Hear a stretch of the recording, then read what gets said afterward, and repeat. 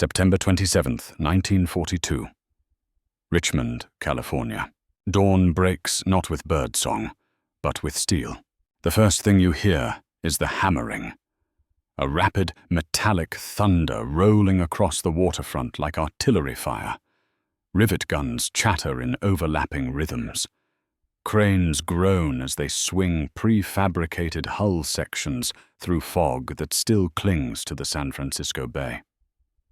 Sparks shower down onto concrete slipways, already stained dark with oil and seawater. Henry J. Kaiser stands near the edge of yard number 2, hands in his coat pockets, watching another ship take shape. He is not a naval officer. He has never commanded a fleet. He does not wear a uniform. Yet what is happening here will determine whether fleets live or die thousands of miles away. A foreman jogs up, breath visible in the cool air. "Section B's ready to drop," he says, raising his voice over the noise. Kaiser nods once. No speech, no ceremony. A whistle blows. The crane operator eases the lever forward.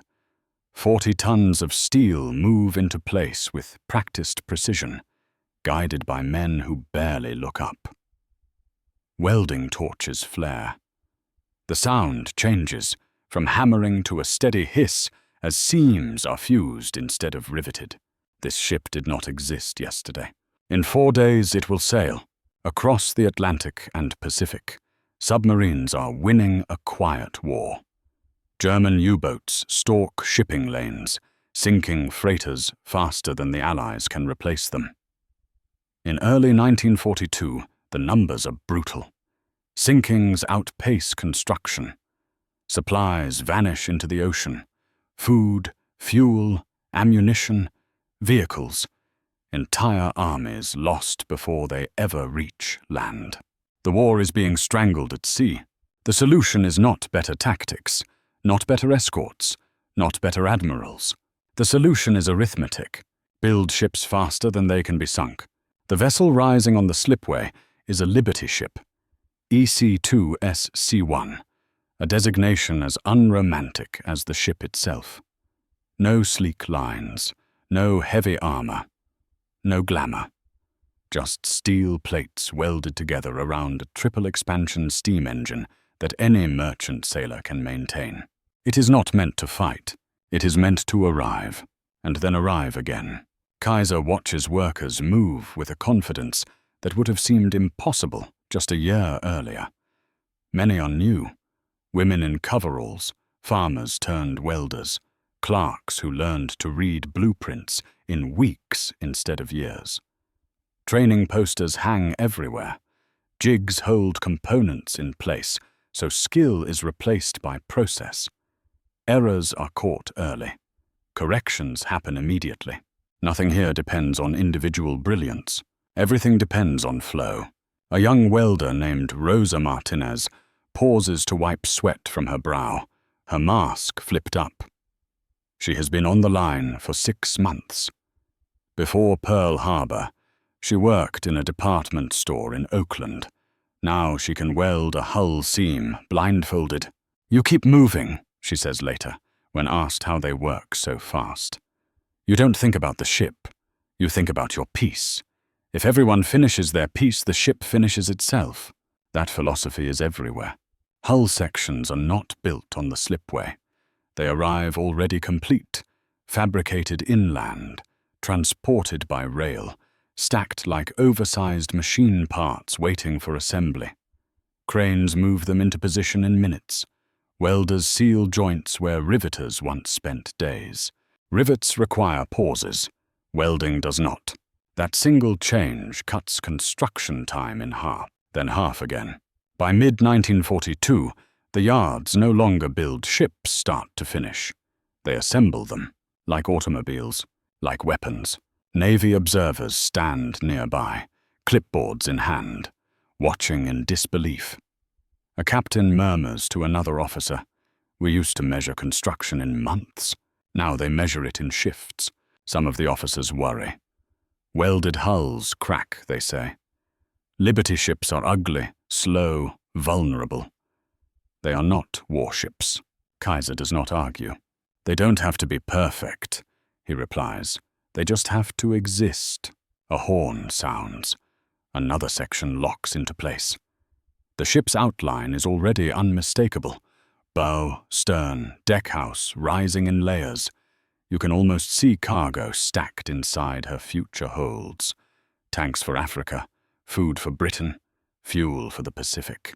Every plate welded here is a U-boat denied a victory. Every completed hull is a convoy that will not be starved. Somewhere in the Atlantic, a German submarine commander checks his torpedo inventory and assumes the war at sea is going well. He has no idea what is happening in Richmond. By the end of the day, the ship will be more than halfway complete. By tomorrow, she will have a name painted on her bow. By the fourth day, she will slide into the water under her own weight, engines tested, crew already waiting. Not a miracle, a schedule. Kaiser looks once more at the slipway, then turns away, already thinking about the next launch. Behind him, steel keeps moving, and with it, the balance of the war. September 30th, 1942. Richmond, California. Slipway number 2, 10:42 a.m. The ship moves before anyone gives the order. There is a moment, brief, almost imperceptible, when steel hesitates against gravity. Then the blocks give way, and 7,000 tons of welded hull slides forward, picking up speed as it meets the greased rails. Workers step back instinctively. Cameras flash. The hull hits the water with a heavy, controlled splash, sending waves rolling across the harbor. 4 days, from bare slipway to seaworthy vessel. The crowd cheers, but the sound is swallowed by whistles, cranes already swinging back into position. Another keel section is being lowered even as the water settles. The launch is not an ending. It is a reset. A Navy lieutenant checks his watch and shakes his head. "We're still updating the paperwork from the last one," he mutters. This ship is the SS Robert E. Peary. Her record will be celebrated briefly as the fastest construction time in history. But what matters more is not the headline. It is that the yard does not slow down afterward. Across the bay, in yard number 1, another Liberty ship is 2 days from launch. In yard number 3, hull sections are already stacked for the next 3. Rail cars unload prefabricated bulkheads around the clock. Night shifts blend seamlessly into day shifts. Lights stay on. Production charts on office walls are updated hourly, not weekly. The shipyard has stopped thinking in ships. It thinks in throughput. At a drafting table nearby, naval architect Elmer Wilson runs his finger along a simplified blueprint. Gone are the elegant curves of pre-war merchantmen. Gone are specialized fittings that require skilled craftsmen. Every component has been redesigned to be forgiving. If it fits once, it fits every time, he explains. If it doesn't, we change the design, not the worker. That philosophy overturns centuries of shipbuilding tradition. Shipyards were once guilds of craftsmen, each vessel a semi-custom creation. That model cannot win an industrial war, so Kaiser breaks it. Hull sections are standardized, down to the inch. Welding sequences are fixed. Tool layouts are identical across yards, so a worker transferred from Oregon can step into California and start immediately. Even mistakes are planned for. Rework stations positioned so a flaw never halts the main line. The goal is not 0 defects. The goal is 0 stoppages. Across the Atlantic, British shipyards still struggle with labor shortages and bomb damage. German yards labor under Allied air attack. Japan builds ships carefully, slowly, and in shrinking numbers. America builds recklessly and fixes problems later. The result is not elegance, it is volume. By early 1943, the numbers begin to turn. In 1942, Allied losses to submarines peaked. More than 7 million tons sunk. In January, sinkings exceed new construction. In February, they nearly balance. By March, something changes. Construction pulls ahead. Each Liberty ship carries roughly 10,000 tons of cargo. Every launch represents an entire convoy's worth of supplies denied to the ocean floor. U-boats still strike, sometimes spectacularly, but each success matters less. A German naval analyst writes that Allied losses are no longer decisive. He cannot explain why. Back in Richmond, Kaiser gathers his supervisors in a temporary office overlooking the yards. The walls are bare, except for charts. One shows average construction time, dropping week by week. Another shows worker hours per ship, dropping faster still. Don't chase records, Kaiser tells them. Chase repeatability. Someone asks if 4 days is the goal. Kaiser shakes his head. The goal is that 4 days stops being special. That is the quiet revolution. Liberty ships are not built to win battles. They are built to erase consequences. When one is sunk, another arrives. When a convoy is hit, its replacement is already loading. Somewhere in the Pacific, a marine unit holds an island because ammunition keeps coming. In North Africa, tanks move because fuel arrives on time. In Russia, Lend-Lease trucks roll east carrying food stamped Made in USA. None of that happens without ships like this one. And they are coming faster than anyone predicted. The shipyard radio crackles with news from Washington. The Maritime Commission has raised quotas again. More yards are converting. More civilian industries are being absorbed. Shipbuilding is no longer a sector. It is a system. As the Robert E. Peary is towed away for fitting out, Rosa Martinez watches from the edge of the slipway, her hands blackened with soot. She doesn't cheer. She's already turning back toward the next hull section being lowered into place. 4 days, someone says near her, still amazed. She shrugs. We'll do better. The war at sea has not ended, but for the first time, it is losing its leverage, not because submarines are gone, but because they cannot sink tomorrow fast enough. May 14th, 1943, North Atlantic. Convoy HX-239. The ocean looks the same as it always has. Grey, restless, indifferent. Wind chops the surface into short, sharp waves. The convoy stretches over the horizon, columns of merchant ships ploughing forward under low cloud. Below the surface, Kapitänleutnant Friedrich Klose watches through a periscope, his eye aching from hours of strain. Targets everywhere. His Type 7 U-boat has slipped into position perfectly. Sonar pings are distant. Escorts are spread thin. For a brief, intoxicating moment, it feels like 1941 again, when each successful patrol meant weeks of panic in Allied ports. Rohr 1, los. The torpedo streaks away. Then another. Explosions ripple through the convoy.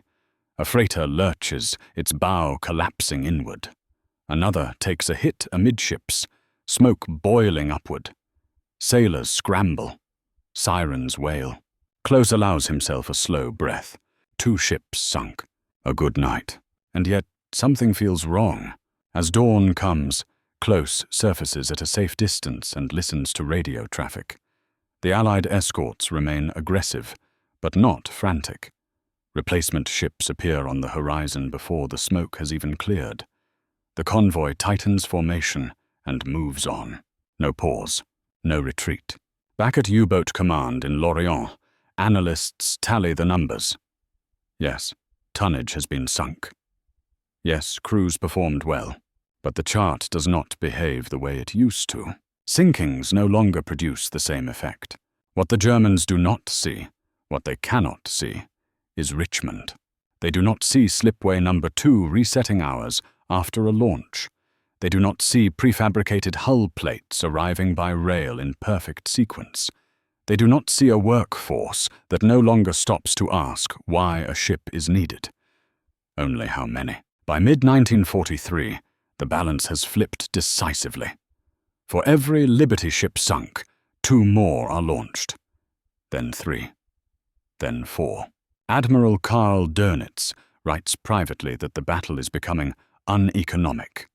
Each U-boat requires years to build, months to train, and highly skilled crews that cannot be replaced quickly. Each Liberty ship requires days, and crews that can be trained en masse. This is not strategy, it is arithmetic.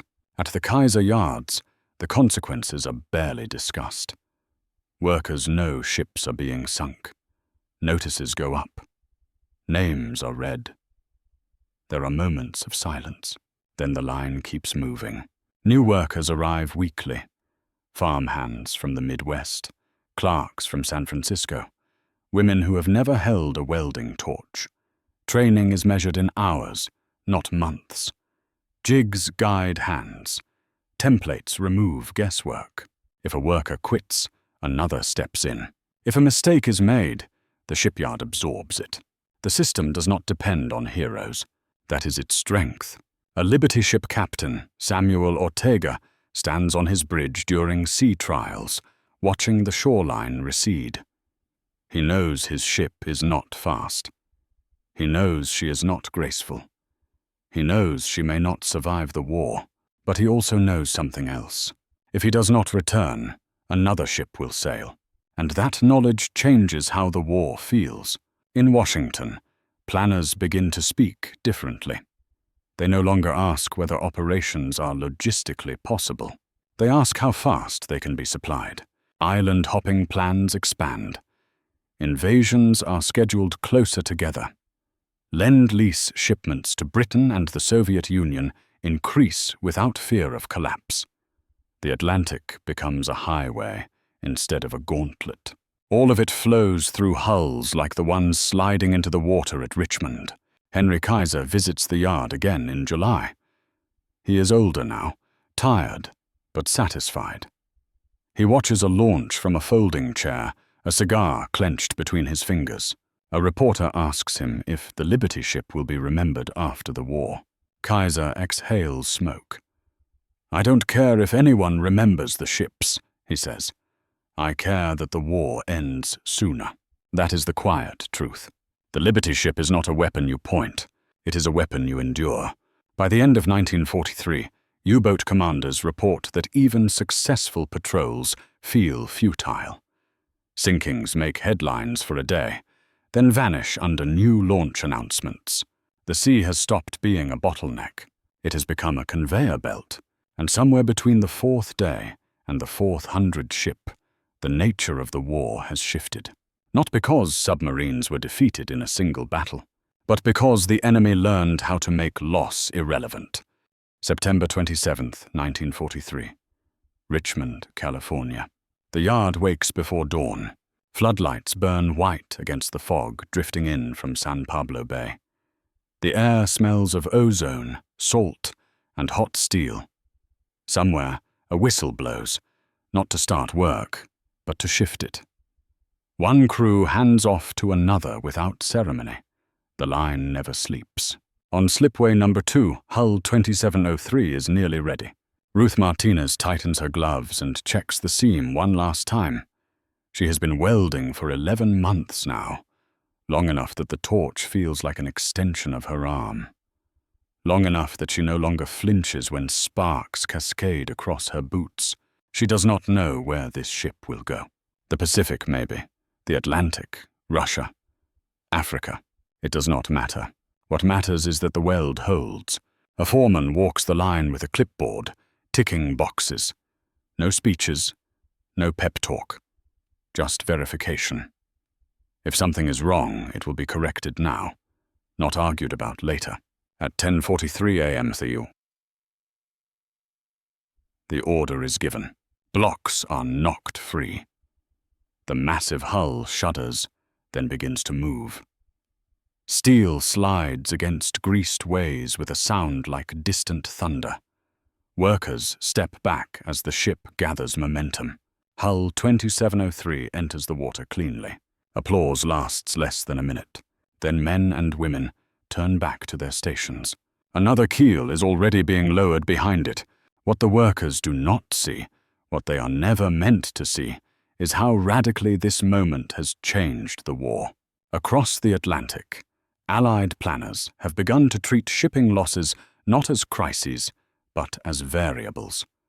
Invasion timetables are written assuming losses will occur, and assuming replacements will arrive anyway. That assumption is new.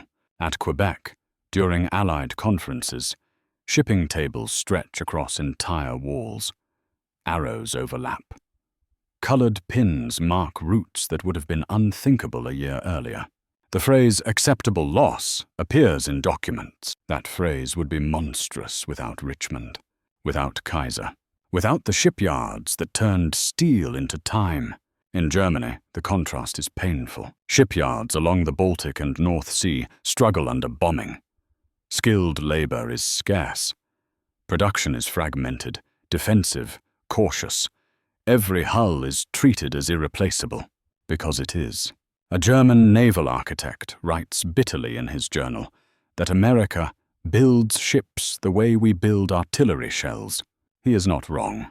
By late 1943, Liberty ships are no longer symbols of desperation. They are infrastructure, background noise. Their silhouettes fill harbors from Liverpool to Naples, from Oran to Pearl Harbor. Crews complain about cramped quarters. Engineers curse unreliable valves. Nobody questions whether the ship will sail. In the Atlantic, U-boat commanders notice something deeply unsettling. Convoys are larger now, better escorted, more aggressive. When a freighter is sunk, the formation barely adjusts. The rhythm does not break. Kapitän Leutnant Klose writes home that it feels like attacking a factory, not a fleet. He is closer to the truth than he knows, because the fleet is the factory. Back at Richmond, Henry Kaiser walks the yard with government officials. One points toward the slipways and asks if there is an upper limit to output. Kaiser stops walking. No, he says simply. Only materials and time. Both are available. That is the realization that terrifies America's enemies and reassures its allies. The Liberty ship is not faster than a submarine. It is not stronger than a torpedo. It does not outfight anything. It outlasts everything. Each ship launched is not a single asset but a statement. You cannot sink us faster than we can rebuild ourselves. By December, the average build time has dropped below 3 weeks across Kaiser yards. Individual records dip into single digits. The famous 4-day ship is no longer an anomaly. It is proof of concept. Proof that war at industrial scale rewards repetition over brilliance. At night, when Ruth Martinez leaves the yard, she passes another hull rising in the shadows. The welders inside look like fireflies, sparks flashing through steel ribs. She pauses for a moment, watching. Somewhere far away, men will die on ships like this. She knows that. But she also knows this. If the ship does not exist, more men will die. That is the logic of the yard. Cold, necessary, unstoppable. And as 1943 ends, the Allies no longer fear running out of ships. They fear only one thing: not building them fast enough to finish the war. January 16th, 1944. Somewhere in the North Atlantic. The sea is ugly tonight. Waves slam against the hull of SS William Bradford, spray freezing the rails in uneven sheets. The Liberty ship pitches heavily, her blunt bow rising and falling with mechanical stubbornness. Below decks, cargo shifts with a dull, rhythmic groan. Trucks, crates of ammunition, boxed rations, replacement parts labeled in careful stenciled letters. Lieutenant Commander Thomas Hale grips the bridge rail and watches the convoy ahead. There are dozens of ships, not spread thin, not hiding, grouped tightly, moving with purpose. This would have been unthinkable 2 years earlier. In 1942, convoys crept through the Atlantic like hunted animals. Gaps opened when ships were lost. Escorts scrambled. Schedules collapsed. Every sinking felt personal, irreplaceable. Now the tempo is different. When a destroyer peels off to investigate a sonar contact, Another slides into place without breaking formation. When a freighter lags behind, she is ordered out of line, not to be saved, but to prevent slowing the rest. Hailey understands what that means. The convoy matters more than the ship. That is new. At Aero 214, a torpedo detonates off the port quarter of a freighter 3 columns over. The explosion lights the night briefly, a flat orange flash swallowed almost instantly by darkness. The freighter begins to list. Hale waits for chaos. It never comes. Signal lamps flicker. Course adjustments ripple through the formation. Escorts accelerate. Depth charges rolling off stern racks in controlled patterns. The convoy keeps moving. The damaged ship is left behind, burning slowly. Hale exhales through his teeth. This is what Kaiser's yards have made possible. Not bravery, not heroics, indifference to loss. By early 1944, Allied planners no longer ask whether shipping losses can be sustained. They ask how much pressure they can apply before the enemy collapses under replacement arithmetic. Every invasion plan now assumes shipping losses and builds around them. The Italian campaign, the build-up in Britain, the Pacific island hopping strategy. All of it rests on the same foundation. Ships are no longer precious. They are plentiful. At Richmond, this reality is invisible. Workers do not hear torpedoes. They hear whistles, welding torches, the clang of steel plates settling into place. Ruth Martinez finishes her shift at dawn and passes a bulletin board plastered with launch photos. Ships named after labor leaders, explorers, writers, obscure historical figures. She recognizes none of them. The names do not matter. The numbers do. Across Kaiser yards, production curves are tracked obsessively. Output per slipway, hours per weld. Bottlenecks identified and crushed without sentiment. If a method saves 5 minutes, it is adopted. If it saves 5 seconds, it is tested. War has turned time into currency, and Kaiser is printing it. The Germans notice first. In intelligence summaries captured later, Kriegsmarine analysts note that sinkings no longer produce the expected strategic effects. Shipping lanes recover too quickly. Convoy sizes rebound within weeks. One memo states bluntly, enemy replacement rate exceeds attrition. Another adds, strategic interdiction failing. Those words are devastating. They mean the Atlantic War, the campaign Germany believed could strangle Britain and stall America, is already lost. In Japan, the realization comes later, but no less sharply. Liberty ships begin appearing in Pacific anchorages in numbers that defy explanation. Supplies arrive not just for immediate operations, but for operations months in the future. Fuel depots are built before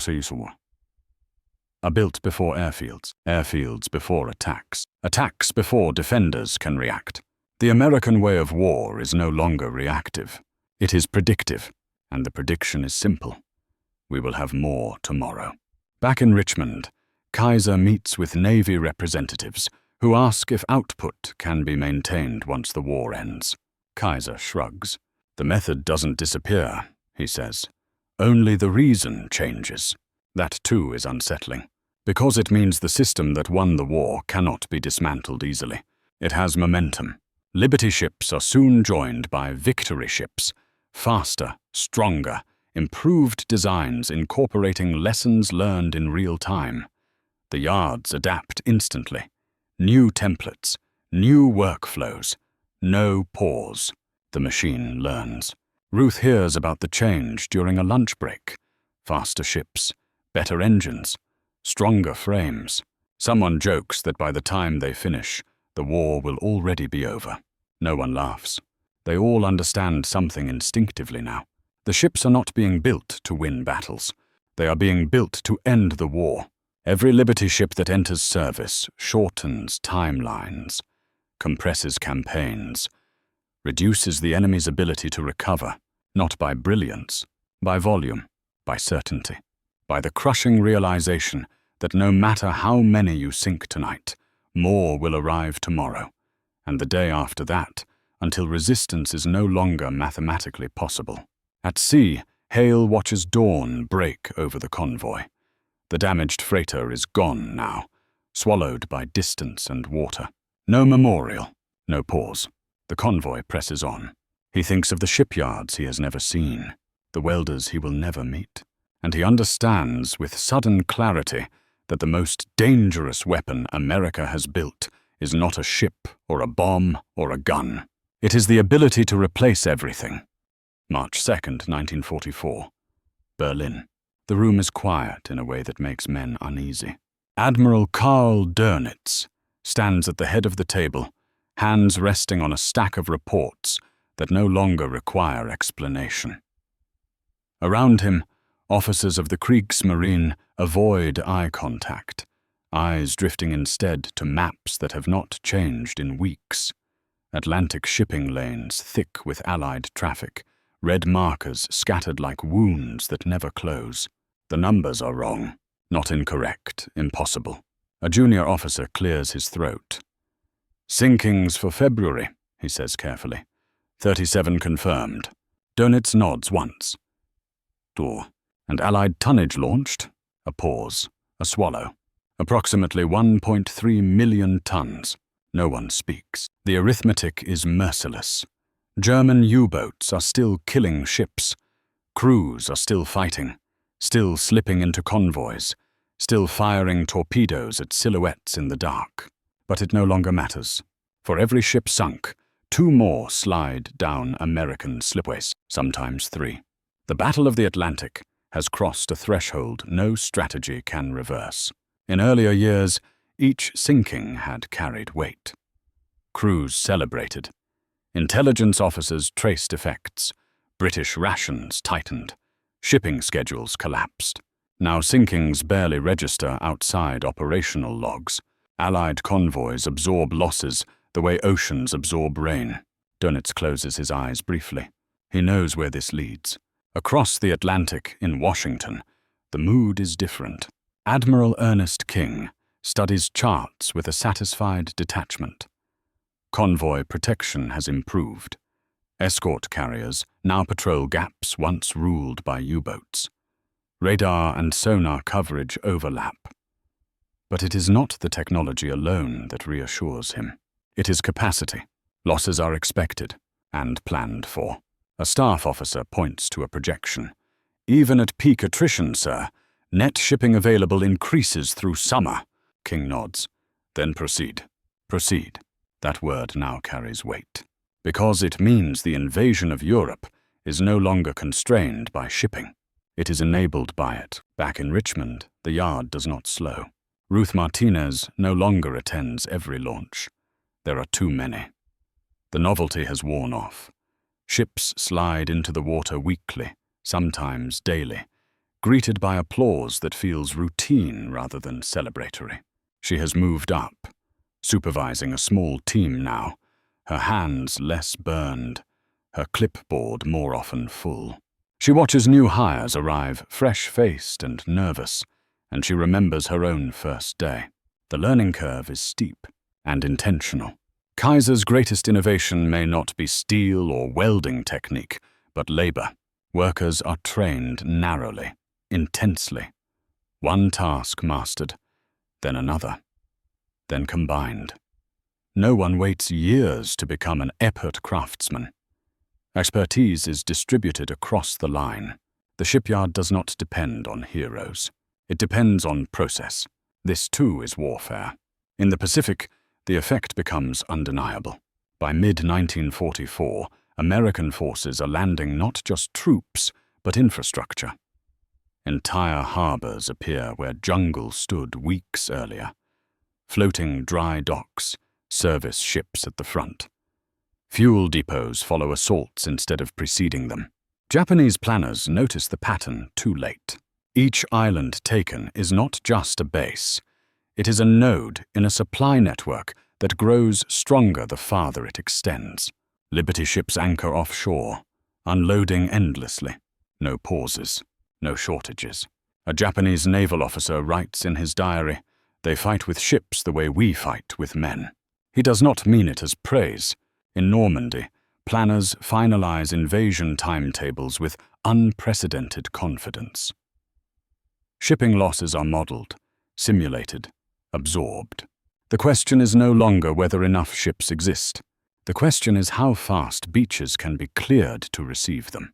D-Day owes as much to Kaiser's yards as to any battlefield commander, because without replacement shipping, no build-up can occur. Without build-up, no breakout. Without breakout, no war-ending advance. The Liberty ship has become something its designers never intended, a weapon, not because it sinks enemy vessels, but because it delivers everything else. Troops, tanks, fuel, time.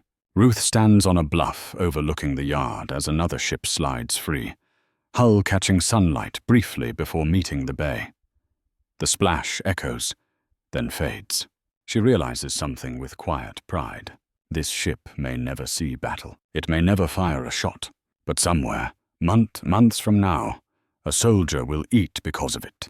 A tank will move because of it. A battle will end sooner because of it.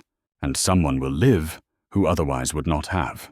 The war has taught the world a brutal lesson. Victory does not belong to those who fight hardest.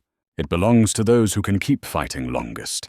And by the spring of 1944, one thing is clear beyond debate. America has turned time itself into a weapon. April 18th, 1944. Richmond, California. The fog lifts slowly from the bay, revealing a forest of cranes, frozen mid-motion like enormous steel birds. Below them, the yard is already awake. Sparks arc in brief constellations.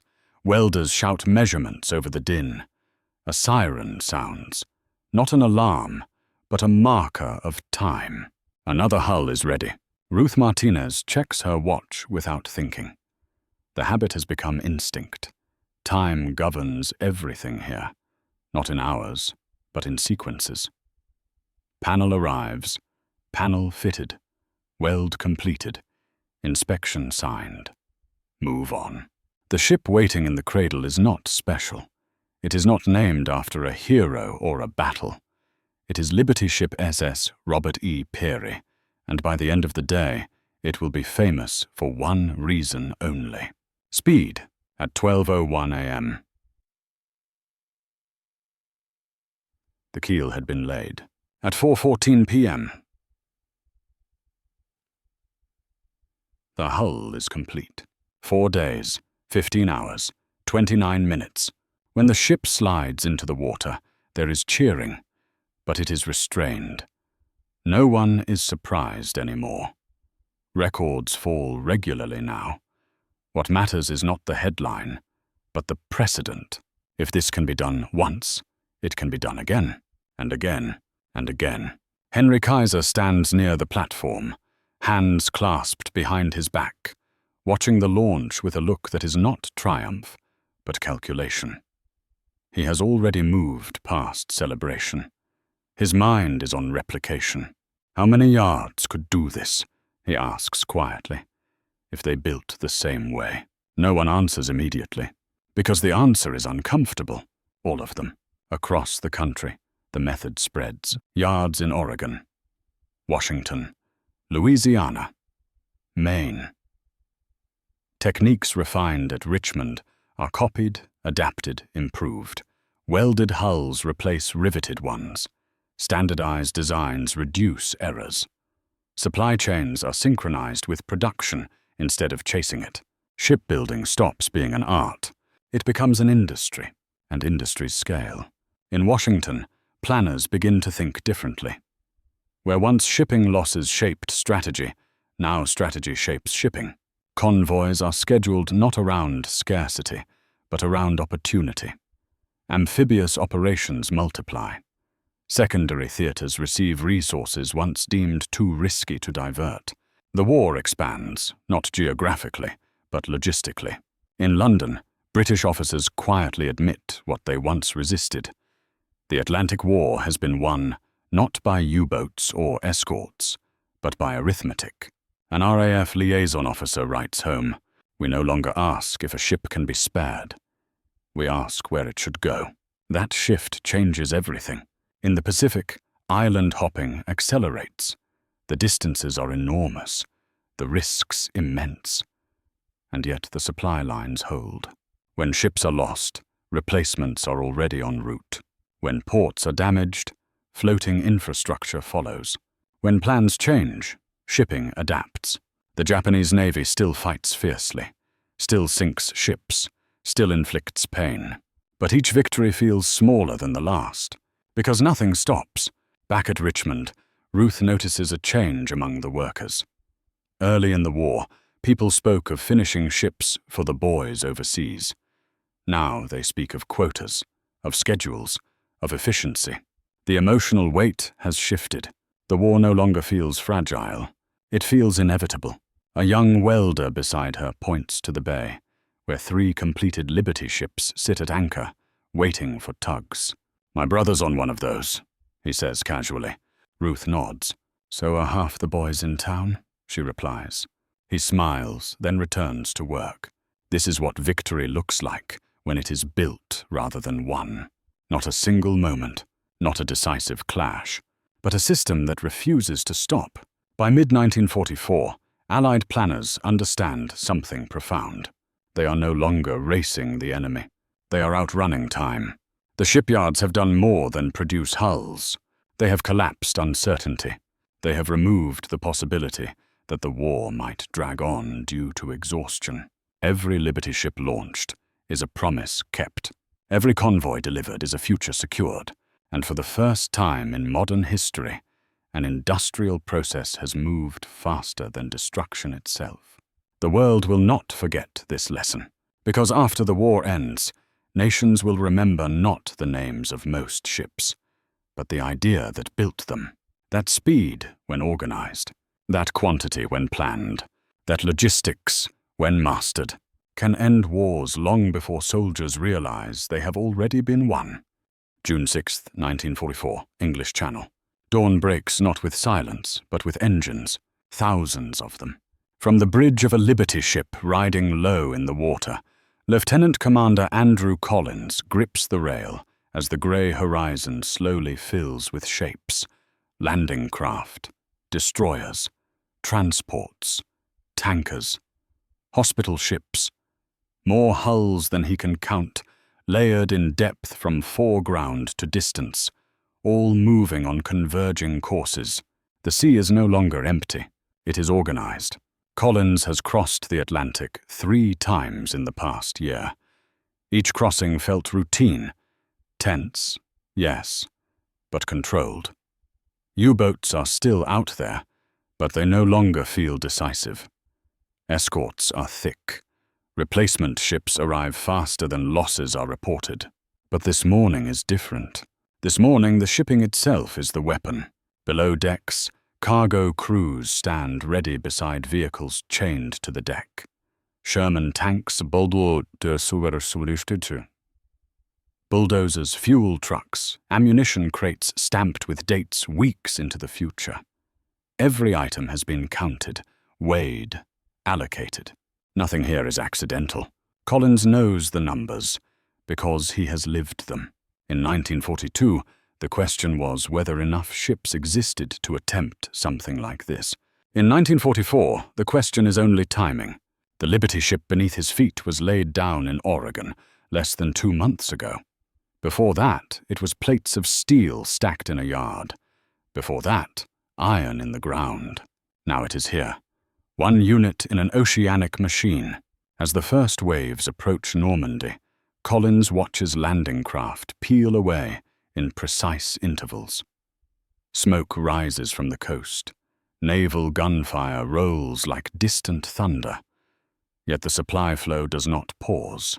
More ships arrive behind him. More will arrive tomorrow, and the day after. This is what the shipyards made possible.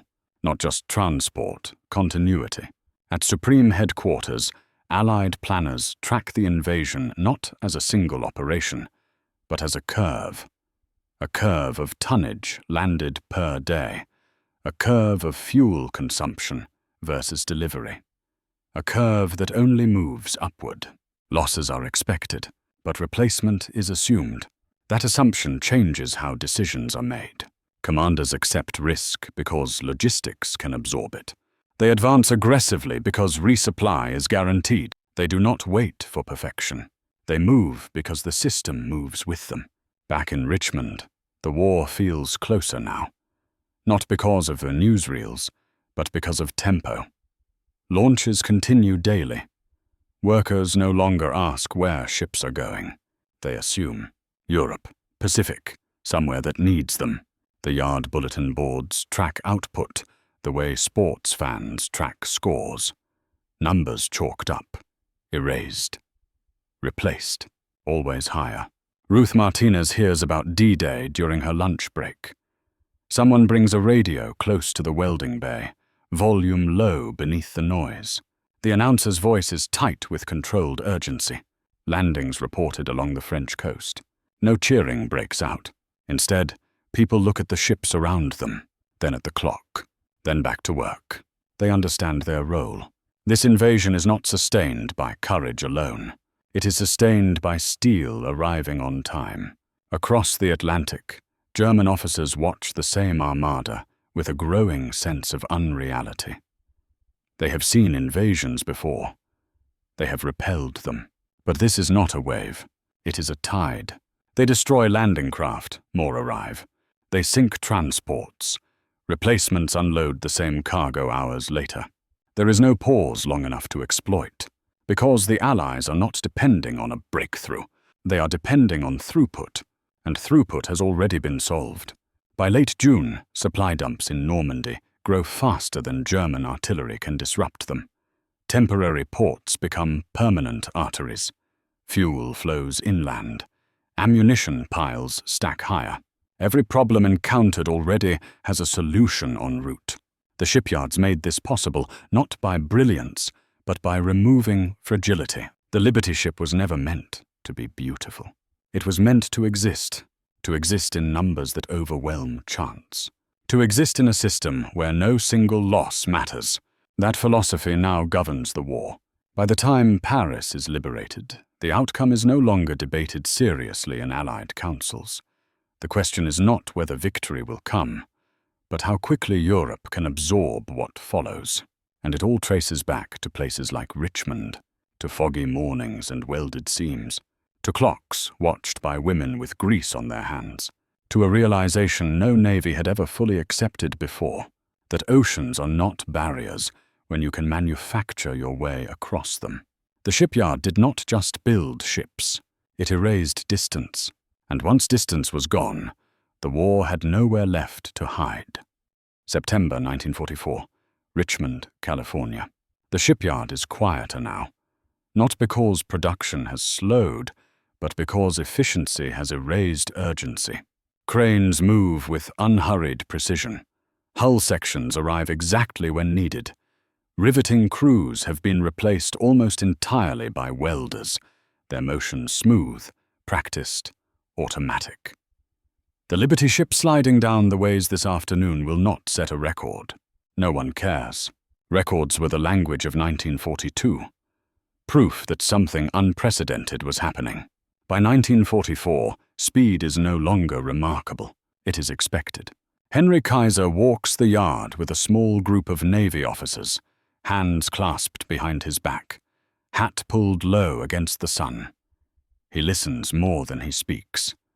The questions have changed. Not how fast can you build one, but how many can you sustain per month without disruption? That question is the real victory. Kaiser stops near a hull section, waiting to be lifted into place.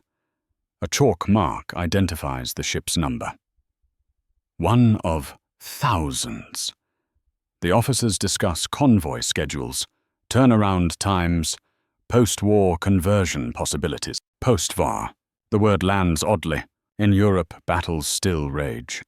Men still die daily. Cities still burn. But in this yard, the war has already crossed an invisible line. It has become irreversible. Kaiser understands this before most politicians do. He has seen the curves, production graphs, labor stabilization, supply chains so deep they now self-correct, delays absorbed automatically, losses replaced before reports finish circulating. This is no longer mobilization. It is momentum. On the other side of the world, a German naval officer stands on a French coast and watches another convoy unload. Liberty ships again, their silhouettes familiar now, almost mocking. He remembers a briefing from 1941, where American shipbuilding was dismissed as slow, inefficient, plagued by labor disputes and inexperience. All of it had been true, until it wasn't, because America did not refine shipbuilding. It replaced it. Back in Richmond, Ruth Martinez finishes her shift and pauses briefly at the edge of the yard. Another ship is ready to launch tomorrow. She knows because she welded part of its midsection.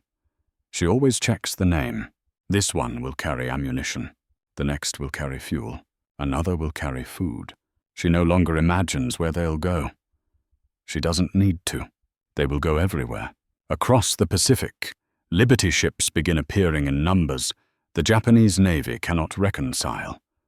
Sink one, and two more arrive weeks later. Submarine captains report tonnage sunk that would have crippled any other nation. But the tonnage graph keeps rising. By 1944, Japanese planners realize they are not fighting a fleet. They are fighting a factory system with an ocean attached. Convoys grow larger, not smaller. Escorts thicken. Replacement hulls appear faster than new torpedoes can be produced. The sea lanes are no longer contested. They are dominated. And dominance does something subtle to strategy. Allied commanders stop worrying about supply collapse. They worry about tempo. How fast can divisions advance without outrunning engineers? How quickly can airfields be built to support the next phase?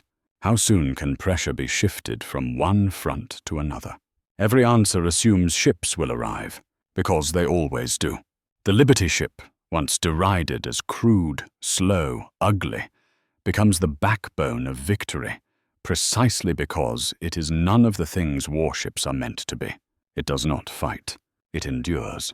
And endurance, multiplied by thousands, overwhelms brilliance every time. By early 1945, Allied planners speak openly about post-war shipping surpluses. What to do with them? How many to mothball? How many to scrap? The idea that ships might be excess would have been unthinkable 3 years earlier. Now it is an administrative problem. The shipyard has won its war, not with a decisive battle, but by making battles irrelevant. When Germany surrenders in May 1945, Liberty ships are still launching.